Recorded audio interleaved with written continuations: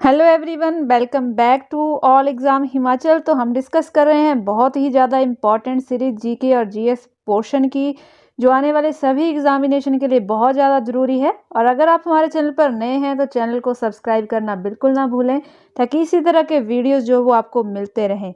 और किसी particular topic पर अगर आपको कोई वीडियो चाहिए तो आप कमेंट बॉक्स में लिख सकते हैं, ज़रूर आपको उस टॉपिक के ऊपर जो है कंप्लीट वीडियो मिलेगी।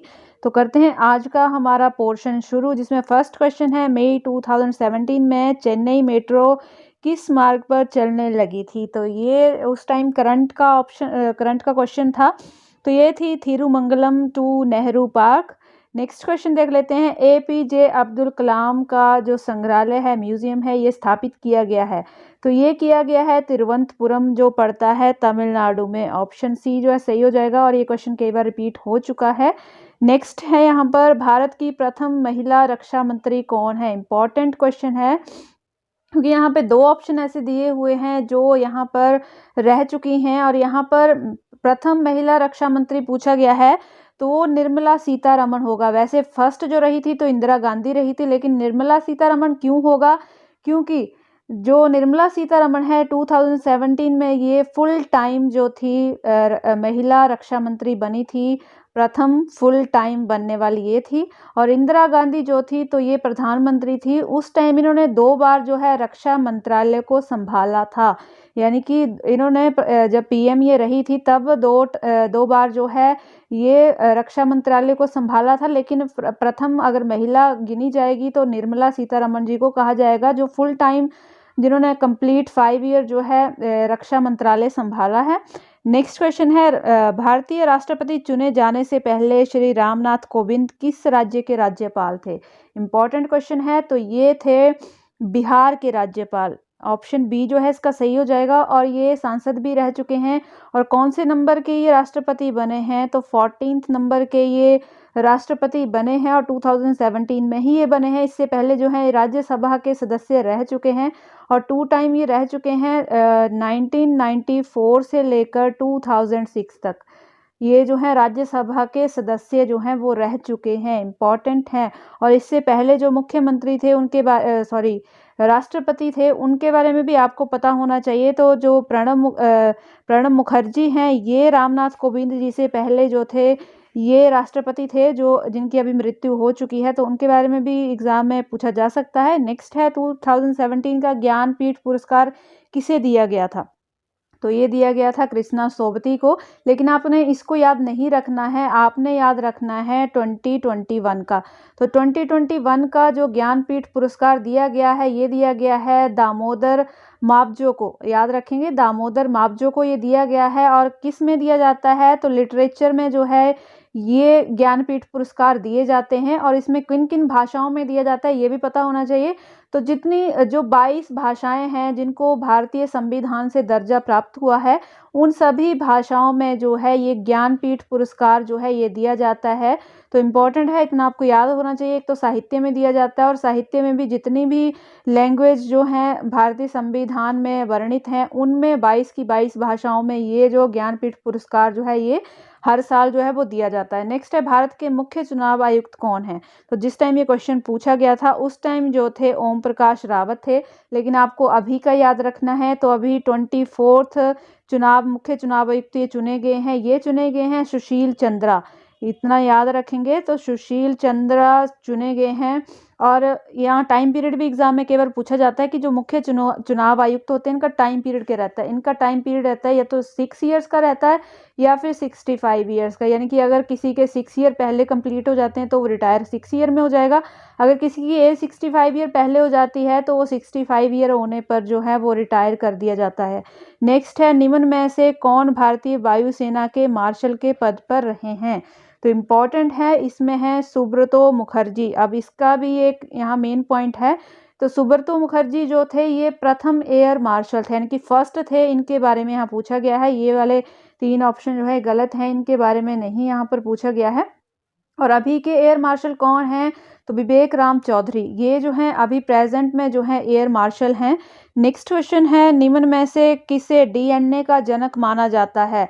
तो भारत में यहाँ पर पूछा गया है, इंडिया में डीएनए का जनक जो है लालजी सिंह को माना जाता है। ऑप्शन बी जो है यहाँ सही हो जाएगा। और अगर वर्ल्ड की बात की जाए, विश्व में किसे माना जाता है, तो विश्व में है जेम्स वॉटसन, उनको माना जाता है। तो दोनों क्वेश्चन आपके यहाँ से क्लियर हो गए हैं।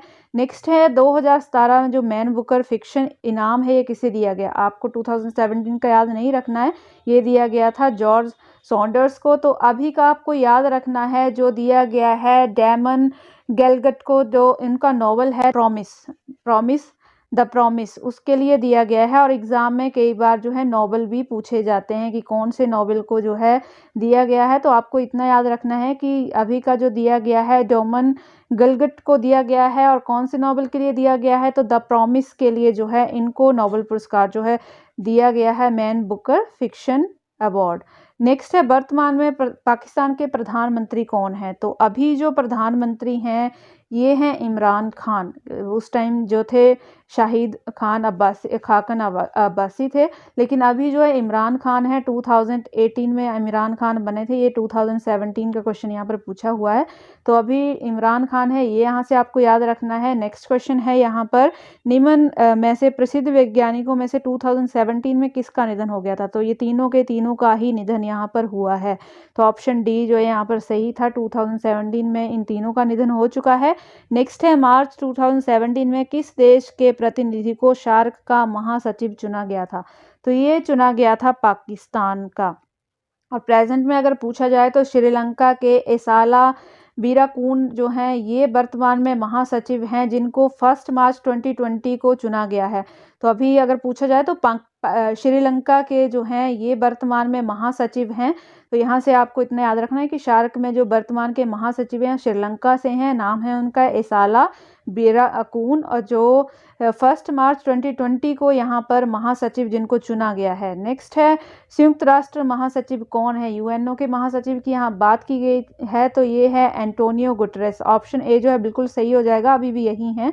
नेक्स्ट क्वेश्चन देख लेते हैं, 2017 में भारत की किस महिला को समुद्री कानून की अंतर्राष्ट्रीय ट्रिब्यूनल का जज नियुक्त किया गया था? ये नियुक्त किया गया था नीरू चड्डा को। ऑप्शन जो है इसका डी बिल्कुल सही हो जाएगा। नेक्स्ट है, सार्क संगठन में कितने देश सदस्य हैं? तो सार्क संगठन में जो है 8 देश टोटल सदस्य हैं, और इसके बारे में बहुत सारे क्वेश्चन एग्जाम में बनते हैं। तो सार्क की फुल फॉर्म भी पूछी जाती है, जो होती है south Asian association for regional corporation. तो ये होती है सार्क की जो है फुल फॉर्म। और कब ये एस्टेब्लिश किया गया था? तो 8 दिसंबर 1985 को इसको एस्टेब्लिश किया गया था सार्क को। और कौन कौन से देश इसके अंडर हैं? तो भारत, पाकिस्तान, बांग्लादेश, श्रीलंका, नेपाल, मालदीव, भूटान, ये 7 देश जो हैं ये पहले से सम्मिलित थे। जबकि 2007 में अफगानिस्तान को इसमें शामिल किया गया था। तो लास्ट में जो देश जुड़ा था वो जुड़ा था अफगानिस्तान, 2007 में इसको जोड़ा गया था। इसका हेडक्वार्टर भी पूछा जाता है, जो कि है ढाका, बांग्लादेश में। तो इतना यहाँ से इस क्वेश्चन से आपको पता होना चाहिए। और सार्क से जो है बहुत सारे क्वेश्चन एग्जाम में पूछे भी जाते हैं। नेक्स्ट है, 2017 में ब्रिक्स देशों का 9वां सम्मेलन कहाँ पर हुआ था? तो ये हुआ था चाइना में। लेकिन आपको अभी का याद रखना है। तो बहुत सारे क्वेश्चन जो है मैं रिसेंट के मैं बताती हूँ यहाँ पर, क्योंकि इसी टाइप के क्वेश्चन बार बार एग्जाम में बनते हैं। तो अभी हुआ है 13th, यहाँ 9th पूछा गया था, तो अभी 13 हो चुका है 2021 में, और इंडिया ने इसको होस्ट किया है। और इंडिया ने अगर होस्ट किया हुआ है तो इम्पॉर्टेंट है, क्योंकि इंडिया से रिलेटेड क्वेश्चन तो वैसे भी एग्जाम में पूछे ही जाते हैं। और लगभग थर्ड टाइम इसको इंडिया ने होस्ट किया है। फर्स्ट टाइम कब किया था? 2012 में किया था। सेकंड टाइम जो है 2016 में किया था, और थर्ड टाइम जो है 2021 में होस्ट किया है। तो तीसरी बार इंडिया ने जो है ब्रिक्स देशों के सम्मेलन को होस्ट किया है, और अभी रिसेंटली इंडिया ने ही किया है, 13th ये सम्मेलन था। तो यहाँ से इतना आपको पता होना चाहिए। हाल ही में लीक हुए पैराडाइज्ड पेपर किससे संबंधित हैं? तो गुप्त टैक्स बचाने वाले राज्यों के निवेश से संबंधित है। ऑप्शन ए जो है इसका सही हो जाएगा। नेक्स्ट क्वेश्चन देख लेते हैं। नेक्स्ट है, 2017 में शांति का नोबेल पुरस्कार किसको दिया गया था? तो 2017 का जो नोबेल पुरस्कार है ये दिया गया था परमाणु हथियार प्रतिबंध संबंधित अंतर्राष्ट्रीय अभियान संस्था को। लेकिन आपको रखना है याद जो अभी दिए गए हैं। तो अभी जो शांति के लिए दिया गया है ये दिया गया है मारिया रेसा, और दामित्री गुटातोव, ये इन दोनों को जो है यहाँ पर ये इनाम दिया गया है, शांति का नोबेल पुरस्कार। नेक्स्ट क्वेश्चन है, किस भारतीय न्यायाधीश को अंतर्राष्ट्रीय न्यायालय का न्यायाधीश चुना गया है? दलवीर भंडारी, इंपॉर्टेंट है और यही है अभी भी। तो इनको जो है अंतर्राष्ट्रीय न्यायालय का न्यायाधीश जो है वो चुना गया है। नेक्स्ट क्वेश्चन है यहाँ पर, वर्तमान में किन देशों ने अपने को यूनेस्को से अलग होने की घोषणा की है? उस टाइम ये घोषणा की गई थी, लेकिन अभी ये दोनों देश जो वो अलग हो चुके हैं, अमेरिका और इजराइल।